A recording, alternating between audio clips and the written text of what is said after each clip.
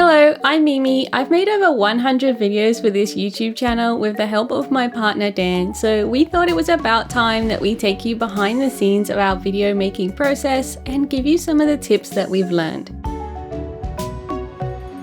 The exact workflow varies depending on the type of video that we're making, but our roles are pretty much always the same.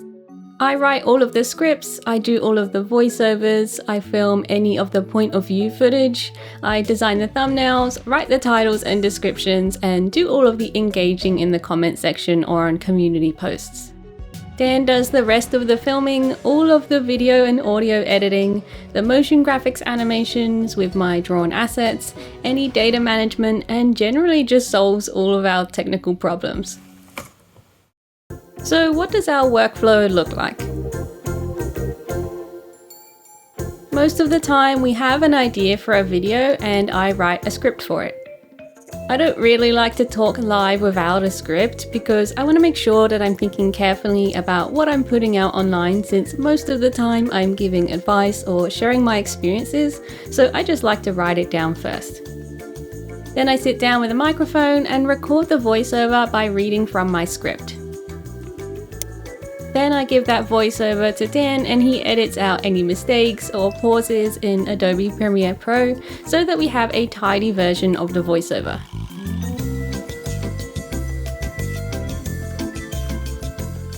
So now Dan will start to edit by blocking out his ideas for what to show in each section of the video based on the voiceover. So it might need a title frame, we might need to show something specific, or it might just be general overlay. If we do want to film something specific, then he'll set up the camera, I'll usually set up how the table or the scene looks, and we'll film it together.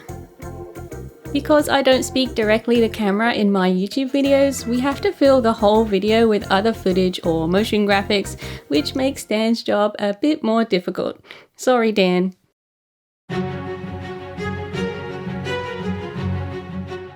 So then I let Dan edit the video together.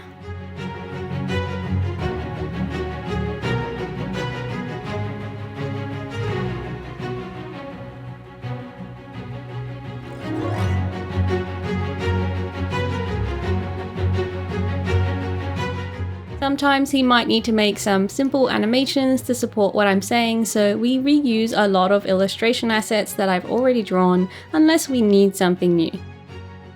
He finds us some music. We're using Epidemic Sound, which has a really good library of music for creators, and he'll add our ever-growing list of patrons to the end of the video. At this point, I'll watch the video and give any feedback of things I'd like to change.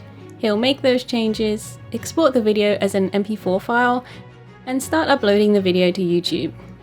This is when I make a thumbnail for the video in Adobe Photoshop, and when it's all uploaded, I'll add the thumbnail and write a title and description. I've been using TubeBuddy for years to help me write more optimized titles, and it helps me find keywords that people are searching for but that don't have too much competition. Once we're both happy with the video, we'll schedule it to go live. At the moment, we're posting every Sunday in the afternoon UK time because it seems that that's when a lot of our audience is online.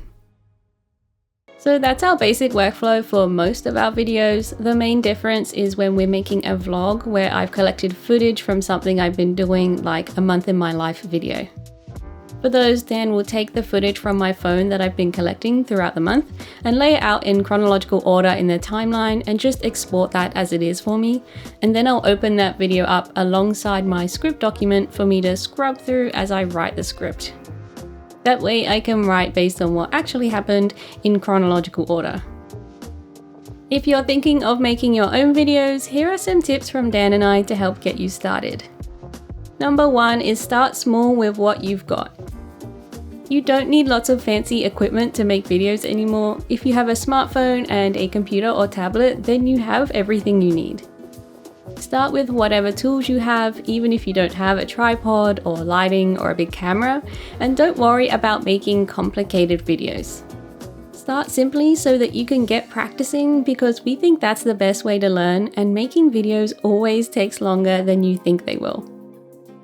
My first videos are literally just a camera sitting on a cardboard box pointing at my page while I draw, and that was pretty much it. They're not particularly exciting, but they got me started so that over time I could get better.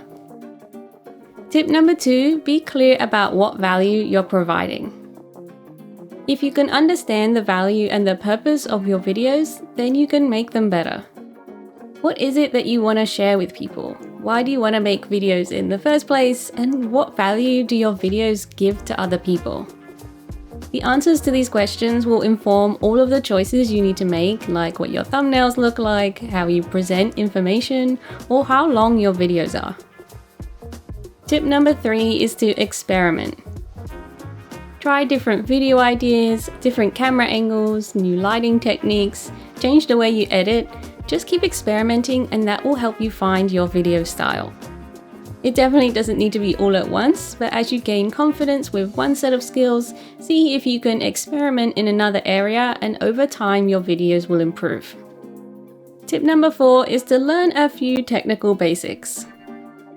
Although we absolutely think that you should get started with wherever you're at right now, as you start making videos, it's worth learning the basics of things like audio and lighting. Make sure that your spoken dialogue is clear and easy to understand, and if you have music and sound effects, those can be much more quiet. And try not to film in a dark space unless you're learning how to use lights. If you can film in lots of natural light, like in a space with windows, then that's an easy way to brighten your shots without needing artificial lighting. Tip number 5 is to watch your video back. Before you publish your video, always watch it back and pay attention. There are so often little errors in the export that either came from the program itself or just weren't noticed during the edit. I personally really don't like watching my videos back in full when I've just finished them for some reason, but this step is really important and shouldn't be skipped. Tip number 6 is to do some research. Even if you're a video creator, you're very likely also a video consumer and watch other people's content just for fun. So pay attention to what it is you do or don't like about the videos that you watch. Pay attention to things like how they introduce their video, what kinds of shots they use, or even how they title their videos. And speaking of titles, the last tip is be mindful of your thumbnail and title. It's easy to underestimate how important your thumbnail and title is, but it's the first thing that your viewers will see about your video, and it's the thing that will make them decide whether they're interested in watching it or not.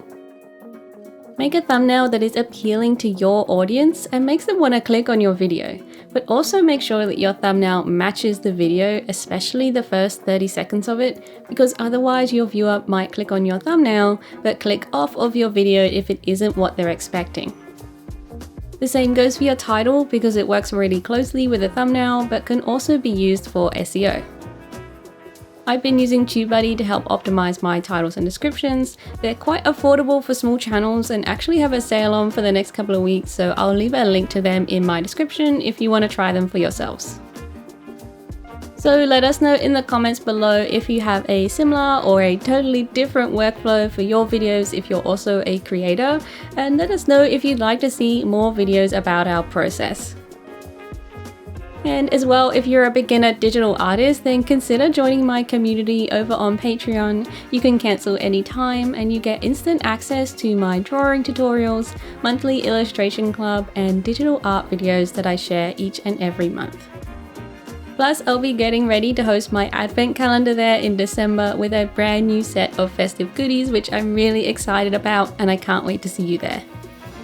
Thanks so much for watching this video. If you enjoyed it, then I'd love it if you could give it a like and subscribe if you haven't already, and I'll see you in the next one. Bye bye!